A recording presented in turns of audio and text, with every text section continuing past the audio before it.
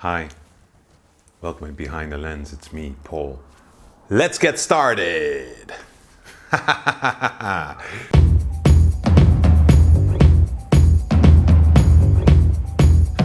So, hope I kind of woke you up and got you there at my first close-up.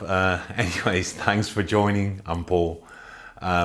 Today I'm going to talk to you about my own experience in starting up a YouTube channel and why you shouldn't believe the hype. Now, like many of you, I've done all the videos on YouTube about how to set up your YouTube studio, what you should do in terms of lighting, what kind of lenses to use, you name it. And all of these guys I see have fantastic videos, really fantastic quality of image, fantastic quality of audio.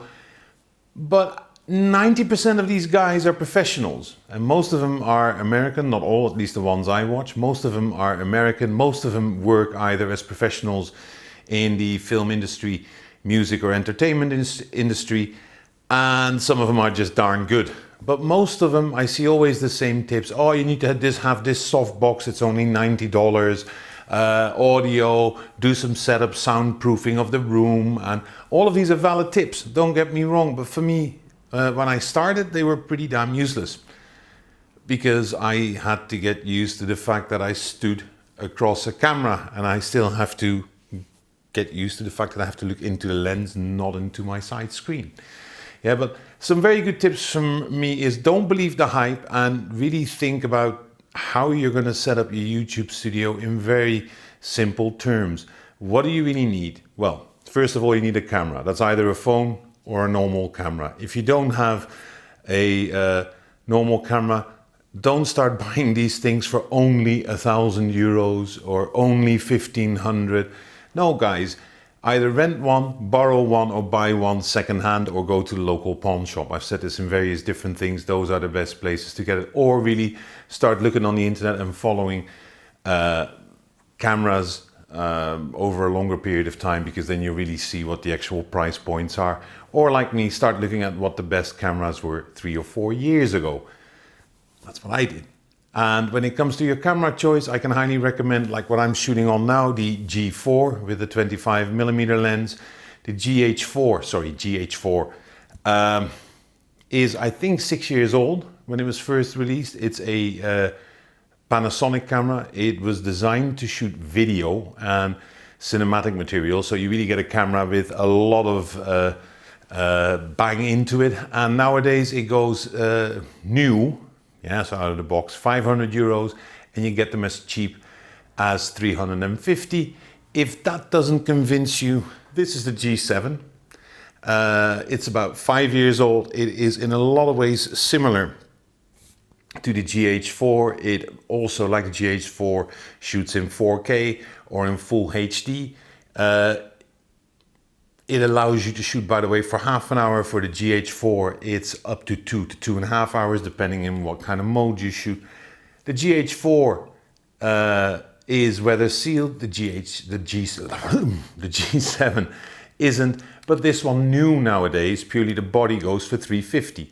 Second hand with a simple kit lens with it, or whatever lens you're actually looking for, you can get this up to 400, 450 tops. So really good purchases. Still, yeah, people say, oh, it's expensive for a camera. Yeah, your mobile phone is more expensive normally. Yeah, but with a camera you have far more possibilities. So the choice of camera and choice of lens are the first two things you need to look at. Now, when I started, I had what did I have? The 20 and the 1260. 20 is a wide angle, so pancake. I bought a 25, which is a prime lens, very good for low light conditions, and I still shoot a lot on the 1260. I have a variety of lenses, sometimes on the 45, but really focus on one simple prime lens.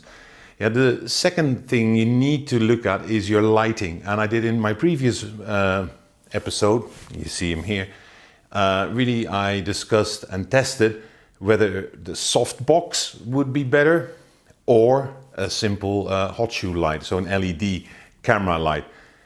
Look at that episode. I would say if you look at your budget, your camera, if you're going to choose for that, is probably going to be the most expensive part.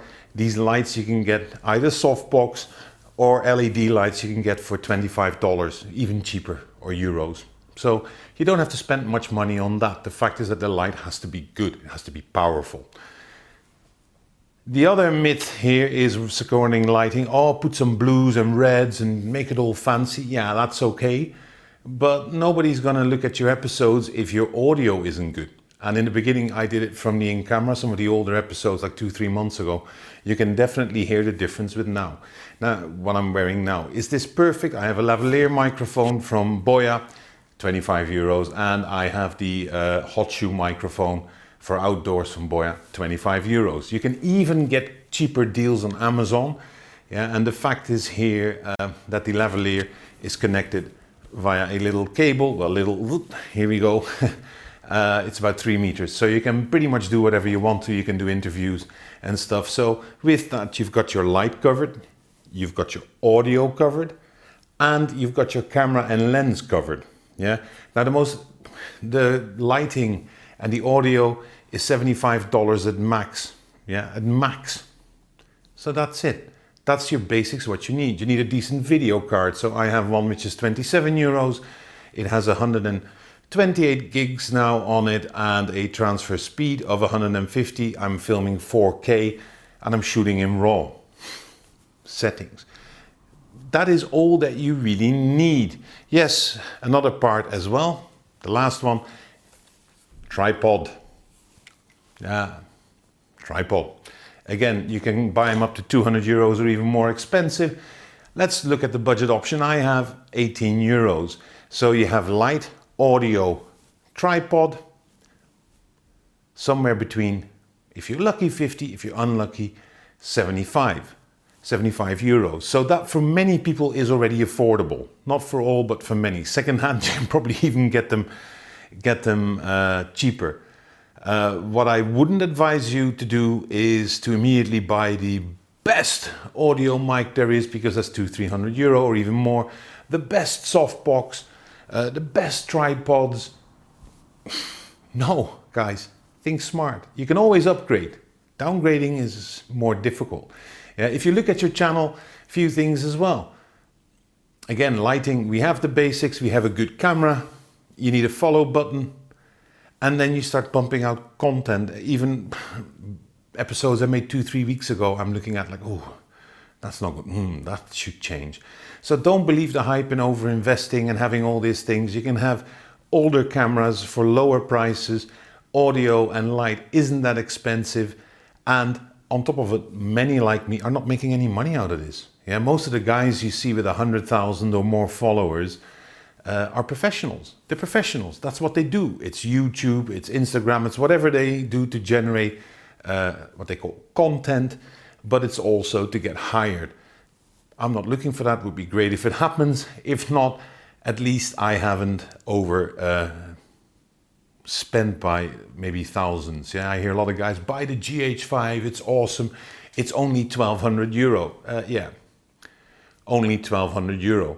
I can buy the Lumix GH4, the G7, and 3 lenses for that kind of money, and I still have a bit left.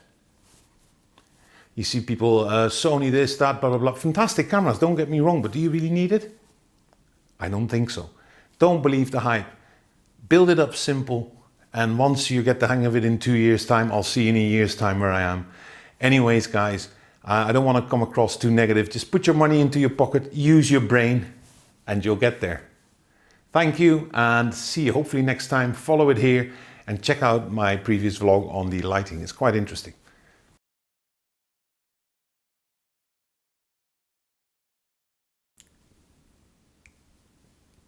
Eat. Sleep tight.